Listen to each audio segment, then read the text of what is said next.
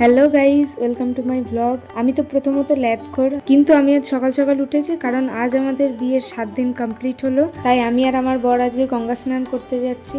সকাল 8টা বেজে গেছে, আমাকে সকাল সকাল তুলে দেওয়া হয়েছে। তারপরে আমার বর যায় গাড়িটা বার করতে, কারণ আমরা গাড়ি করে যাব গঙ্গা স্নানে। গাড়ি তো বার করছে না, যেন জেসিবি বার করছে বাড়ি থেকে।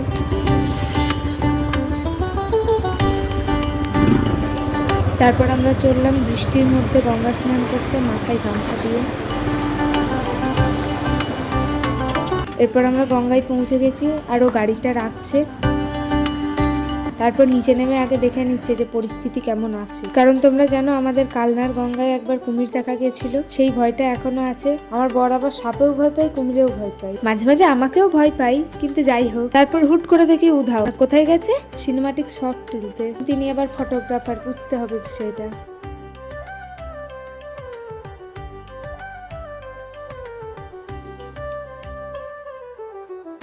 তারপর বরণডালায় যা যা ছিল, আমের শাখা, দুব্বো, যা যা ছিল সবকিছু আমরা গঙ্গায় দিচ্ছি, মানে যেগুলো আর কি দিতে হয়।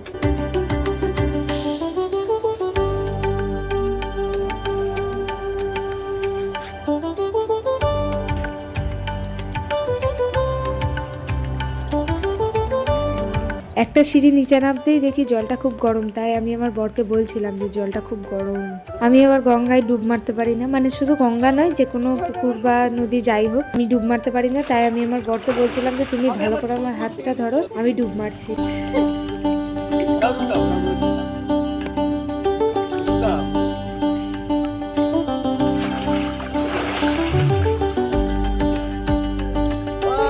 তারপর আমাদের দীঘা দীঘা ফিল আসছিল, তার জন্য আমরা একটু নাচ করার চেষ্টা করছিলাম। যাই হোক, গরিবের দীঘা আমাদের, সবাই এসো তোমরা।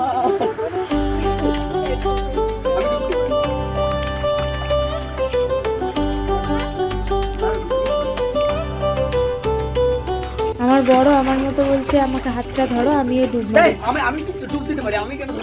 তারপরে ডুব মেরে ওঠার পরেই মনে পড়ে গেছে যে ও তো নিজে নিজেই ডুব মারতে পারে।